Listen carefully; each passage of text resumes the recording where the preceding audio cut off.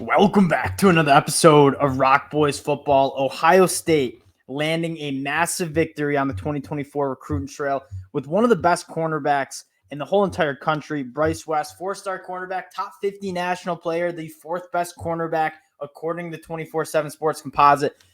Not only is Ohio State getting one of the best cornerbacks in the country, and that's great, and we're going to talk about what he brings to the table. We're going to dive into the film a little bit.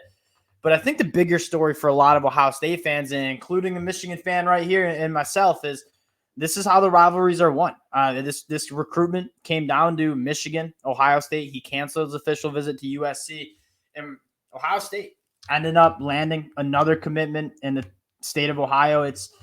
The game is played on Saturday, late November, but the rivalry is one on the recruiting trail. And the reason why, or a lot of the reason why, Ohio State has had so much success, and I know Michigan, we've gotten you guys the last 2 years, but trust me, I know as good as anyone, the last decade and a half has been dominated by the Buckeyes. And a lot of that reason is because Ohio State consistently winning these kind of recruiting battles where it's one of the top kids in the state of Ohio. It's between Michigan and Ohio State ending up winning that recruiting battle with Bryce West. And it puts Michigan in a kind of a tough spot. And this will be the last time I talk about Michigan for the video. I'm going to focus on Ohio State, what they're doing in the 2024 class. But Michigan still doesn't have a cornerback in their class in 2024. So this was a big target for Michigan. I think they prioritized them a lot. And Ohio State able to come in and solidify the commitment. Now, before we get into it, again, just want to say thank you to you guys and all the support you guys have shown the channel. I know this commitment,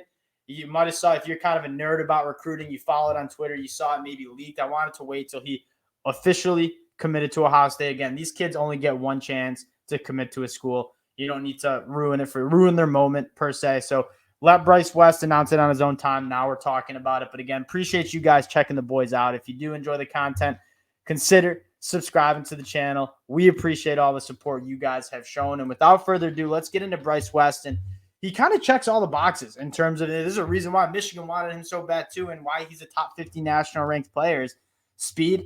A sub 11 second 100-meter dash, runs a 10.96. He has that long speed.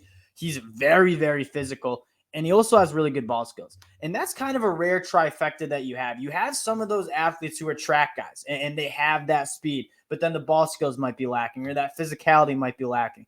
I think he checks all three of those boxes, and I think that's why he's such a big pickup for Ohio State. And again, that speed is becoming so important in college football. You see all these wide receivers coming out with crazy track times. The wide receivers in college football these days are burners. And it is very hard to cover a wide receiver that's just straight up faster than you.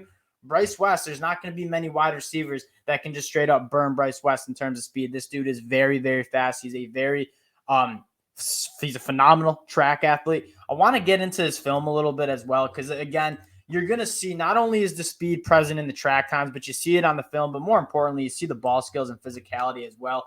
Right here, keeps his eyes on the quarterback when the ball's in the air, very comfortable going up and playing it. He plays a little bit on the offense side of the ball too, which you're going to see is a very good running back. So the ball skills are still there too. And then you're going to see the track time. You want to see the track times translate to the football field. You see it here. Nobody has a shot at catching this kid. A phenomenal athlete. And again, you're going to see some physicality in his game too, right? This is like, you don't get to see this from top guys normally.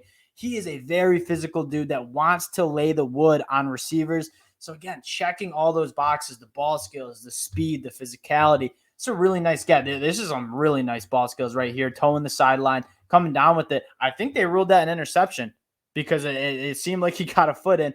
But again, there's just so much to like about his game. Some more ball skills for you. Balls tipped in the air. Really comfortable just when that football's in the air. Bryce West, very, very comfortable playing it. A lot to like about his game. And again, just seems so comfortable playing that cornerback spot. You don't even see the interception here. I'm just assuming that it was an interception because of how the players are. And then you're going to see the physicality again come up, right? And just lays the wood. It's very rare, I feel like, when you see cornerbacks check all these boxes. You see a lot of guys who might just be faster, who might just be kind of physical or really good with the ball in the air. To be able to check all these boxes like Bryce West does, that's the reason why he's a top 50 national recruit, and a reason why every program in the country wanted him. Now, checking this 2024 class. I mean, they haven't added Bryce West yet into the class. That'll be their 15th commitment, but it's already such a phenomenal class. It sounds like it's going to be a top 3, maybe even top 2 class. I don't think they're going to catch Georgia, but they could if they can get like KJ Bolden in the fold. But taking a look at who they have, wide receivers, they're going to come. I know they're trending for a couple more wide receivers too. Aaron Nolan, that's it. We talked a lot about Aaron Nolan in the spring as a riser. I believe he committed to Ohio State and he's outside the top 70 nationally. He's a dude coming out of Langston Hughes, Georgia, that I don't think there's another quarterback in this class that's been as productive as Aaron Nolan. He's thrown for over 5,000 yards in his high school career, and he hasn't even played his senior year yet. I think he's one of the best quarterbacks in the class. Obviously, Michigan got Jaden Davis. Aaron Nolan and Jaden Davis are going to have some really fun battles over the next couple of years because Aaron Nolan is an absolute gamer. And you look at this class in full, and it's just a really complete class. You have your quarterback wide receiver battery with Jeremiah Smith, Mylan Graham, and Aaron Nolan. You have very good running back in James Peoples from Texas. And then you're filling out the other skill positions too. Peyton Pierce, one of my favorite linebackers in the class, an all-state wrestler as well. You have the Armstrong brothers on the offensive line. If there's one thing I think you want to see, and I've talked with a few Ohio State fans about this, and it's kind of an interesting conversation, is where are those elite tackles coming from, right? Paris Johnson was kind of the last elite tackle that I think Ohio State was able to sign. Are they able to grab one of these elite tackles, maybe a Gerby Lambert in this 2024 class, and kind of solidify that group? Because if there is one position that I feel like Ohio State, and I know a lot of the Ohio State listeners might not agree, and we've discussed it, but I still think that they are gunning for a top tackle in this class, whether it's Brandon Baker, whether it's Gerby Lambert. Now, checking out who they've had on campus, this is when it gets fun for Ohio State because you're sitting with the top 3 class in the country. Taking a look at who's on campus right now, Justin Scott, a 5-star defensive lineman from Chicago. I don't know if they're going to grab him, but Aaron Scott is another cornerback that if you get Bryce West and Aaron Scott in the fold, you're looking at 2 really locked down cornerbacks in the 2024 class. And that might be kind of a sore spot in terms of the development. I mean, a guy like Denzel Burke kind of took a step back, but I really do think Denzel Burke will be back as a junior and kind of remind everyone how good he is. You had that kid transferring from Ole Miss.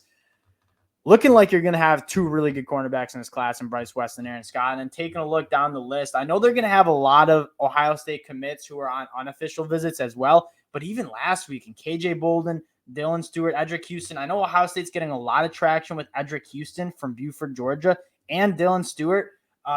Larry Johnson does a phenomenal job. And when you talk about Brian Hartline and how good of a job he's done recruiting that wide receiver position, that defensive line spot with Larry Johnson is I think he's one of the more underrated, not only position coaches, but recruiters on the trail. Like, he does a phenomenal job bringing in top talent on that defensive line. And Dylan Stewart and Edric Houston, that's when you start talking about, can this class be a top 2 or maybe even the number 1 class in the country? And I know Georgia is crushing it, but if you can land Dylan Stewart, Edric Houston, and then close out on a guy like Aaron Scott, that's when it gets really exciting for the Ohio State Buckeyes in terms of what this 2024 class could be. And we're not even done, right? We talk about a guy like Gerby Lambert, who, again, top 50 national tackle from Massachusetts. It seems like it's coming down to BC, Notre Dame, and Ohio State.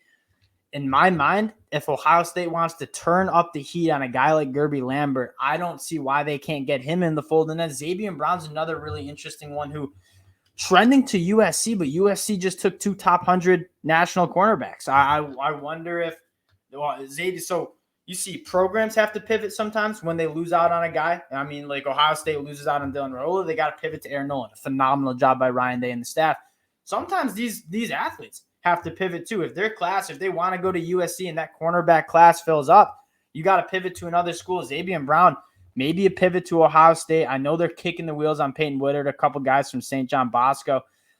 Brandon Baker's obviously a guy we've talked about. Marquise Lightfoot. I don't think we've talked about him, but he's a really interesting prospect. Another one from Chicago. Again, this Ohio State class, going back to the class, it's really good. And I feel like Michigan gets a lot of hype in terms of what they're doing because we're not really used to having a top 5 class. Ohio State just quietly putting together another top 5, maybe even top 3. And if they can land a guy like Edric Houston and Dylan Stewart, top 2 class in the country. Ohio State continuing to get it done. Again, appreciate you guys. Know I'm a Michigan guy, but do talk a lot of recruiting. We do talk a lot of Ohio State. So appreciate you guys checking the boys out. If you do enjoy the content, consider subscribing to the channel, and we'll talk to y'all later.